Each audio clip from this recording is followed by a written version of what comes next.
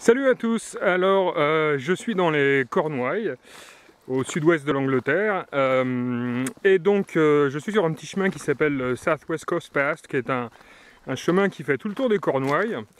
Et donc ce que je vais faire aujourd'hui, je vais descendre sur la plage pour aller chercher des patelles ou berniques, chapeaux chinois, et puis me faire un petit snack, un petit 4 heures de patelles. Voilà, bah écoutez, on se voit tout à l'heure quand je suis sur la plage. Salut! Bah, fallait quand même que je vous montre. Ouais, il y a des petits chemins vraiment sympas pour descendre. C'est super top, c'est super sympa pour aller passer une nuit également. Voilà, donc là c'est un petit chemin comme il y en a beaucoup qui va me mener jusqu'à la falaise et puis ensuite il y en a un autre qui m'amènera jusqu'à la plage. Donc, comme je le disais, on se revoit sur la plage. Donc, me voici sur la plage, par un beau ciel bleu, et je vais donc aller chercher des patelles, ou chapeaux chinois, que tout le monde connaît bien évidemment, mais que peu, dans la plupart des régions de France, mangent.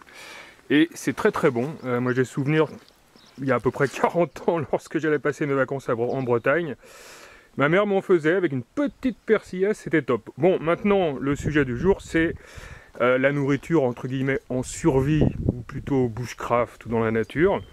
Donc, des patelles, il y en a vraiment partout.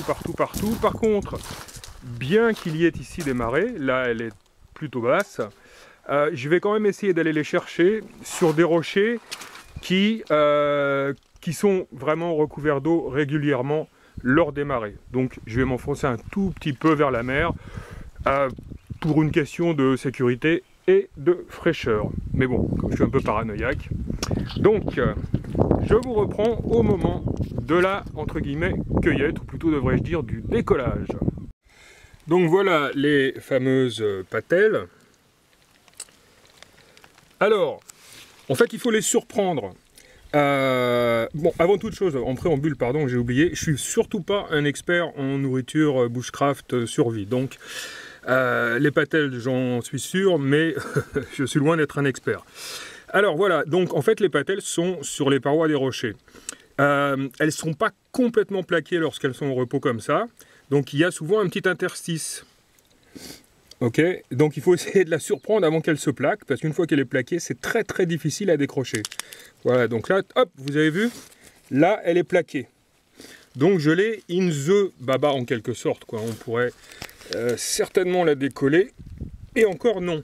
Et ça, en l'occurrence, c'est un très bon signe, parce qu'une patelle qui se décolle trop facilement, c'est signe qu'elle n'est pas nécessairement en très bonne santé. Bon, il arrive parfois qu'on en décolle et que ce soit en fait la roche qui se décolle, en fonction des roches sur lesquelles elles sont.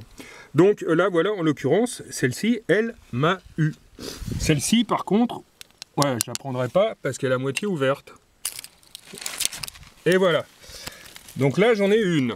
Bon, je vais en prendre 5 ou 6, hein, parce que c'est vraiment pour un petit snack et pour faire une vidéo.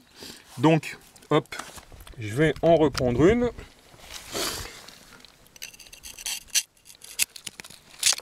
Voilà. Donc, il faut vraiment les surprendre, hein, faut pas hésiter. Sinon, une fois, comme je vous l'ai montré sur celle-ci, une fois qu'elles sont plaquées, walou, ça sert à rien de trop insister, il y en a partout. Donc, ça sert à rien de les casser et d'ensuite ne pas les manger. Donc, voilà, une patelle, 2 patelles. Je vais donc, comme je disais, en ramasser 5-6. Ensuite, je vais les rincer à l'eau de mer. Et puis, alors, certaines personnes les mangent crues, c'est très bon. D'autres bouillies, d'autres grillées, en persillade, c'est absolument fabuleux, je l'ai déjà dit. Voilà, donc je vais en reprendre quelques-unes et on se retrouve pour la préparation et la cuisson. Salut à toutes!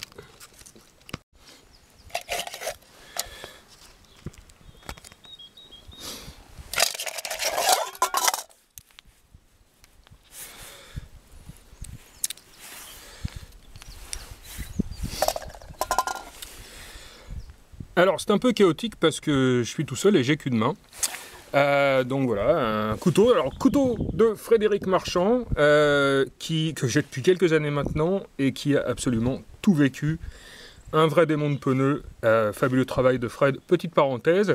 Seconde parenthèse, comme vous pouvez le constater, j'ai de la paracorde. Alors beaucoup pensent que c'est pour pas perdre son couteau pour le trimballer, non, c'est pour sécuriser sa main pour qu'elle ne glisse pas, voilà. Parenthèse refermée. Donc, certaines personnes les mangent crues, certaines personnes les mangent entières, cuites ou crues. Donc en fait, d'autres personnes les préparent en décollant la chair principale. Et là vraiment elles sont super fraîches. C'est génial. Voilà. Et donc, alors vous avez ici, je crois que c'est l'estomac de la bête. Alors, j'ai lu que c'était relativement indigeste, un peu amer. Certaines personnes le mangent, d'autres non. Ça, c'est vraiment une question de choix. Mais il n'y a pas de danger. Donc, soit on le retire, soit on le laisse. C'est au choix. Et voilà. Dans ma petite pâte.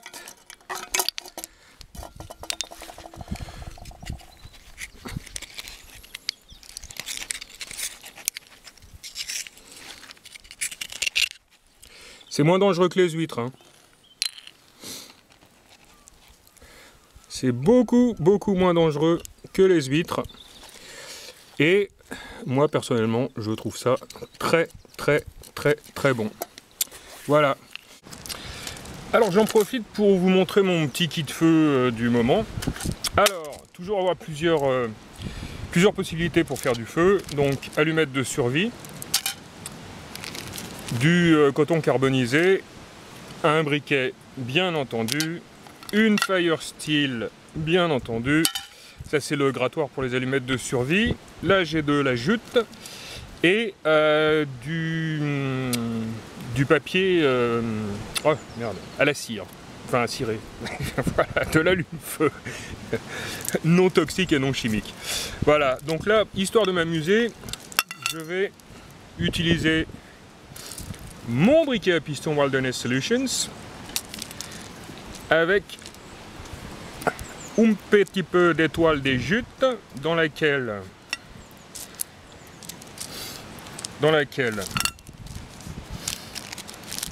je vais mettre un peu de tissu carbonisé. Voilà, comme ça une fois que j'aurai allumé mon briquet piston, la petite brèche, je pourrais la transférer sur ce tissu carbonisé là. C'est pas obligatoire, mais ça rend les choses beaucoup plus faciles. Donc, briquet piston. On met un peu de tissu carbonisé à l'endroit prévu à cet effet.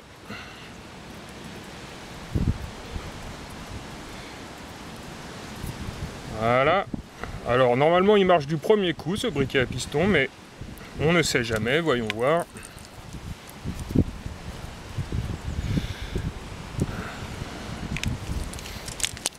Voilà.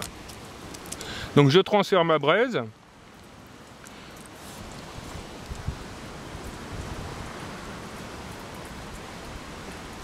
Bon, on va faire simple. Hop. Ah bah ça y est, elle est transférée. Je transfère ma braise. Voilà.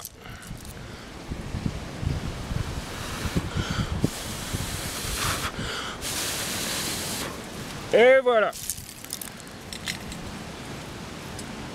Donc je vais faire mon petit thé et je vous reprends pour la cuisson des arapètes, des patelles, etc. Voilà, briquet à piston, ça c'est que du bonheur. Bref, parenthèse refermée là-dessus. A tout de suite. Donc voilà, mon thé est prêt. Et maintenant, je vais cuire mes patelles. Alors j'ai mis un petit galet dessus pour les protéger des bébêtes. Et donc là, je vais utiliser en fait le couvercle de mon pot de ma petite tasse. Donc vous pouvez les faire à la broche, vous pouvez les manger crus, vous pouvez les manger entiers ou non comme je vous l'ai déjà dit. Vous pouvez les faire cuire sur un galet ou une pierre en faisant très attention à bien choisir la pierre et à surtout ne pas prendre de pierres humides car elles peuvent vous péter à la gueule. Et c'est très dangereux. Donc voilà, là je vais en profiter, je vais la jouer simple. Je vais juste mettre mon petit couvercle là-dessus. Et je vais attendre que mes patelles cuisent. A tout de suite. Donc voilà mes patelles. Donc là il y en a, comme vous pouvez le constater, ça a pas mal réduit. Vous sentez pas l'odeur mais ça sent super bon. Alors j'ai une petite arme secrète, je vais mettre un peu de poivre. Et il ne reste plus qu'à déguster. Oh putain que c'est bon. C'est vraiment un coquillage que très peu de gens mangent et qui est excellent. Moi je me rappelle, ma mère me les faisait en persillade quand j'étais môme. C'est super bon, franchement. Hein. Et là on est vraiment dans la survie gourmet, ou dans le bushcraft gourmet. Donc voilà. Ça devrait aller. Hop. Oh putain. Allez. Super bon. Donc voilà. Les patelles. Une source de nourriture en bushcraft. Il y en a beaucoup, même si j'ai entendu dire qu'il y a certains endroits où elles commençaient un peu à disparaître. Donc encore une fois, hein, ne prenez que ce que vous mangez. Et puis voilà, moi j'adore ça. Et je vous souhaite à tous de bonnes aventures en nature, avec ce printemps qui est là et cet été qui arrive. Et ben, je vous dis à bientôt, et bushcraftez bien. Salut!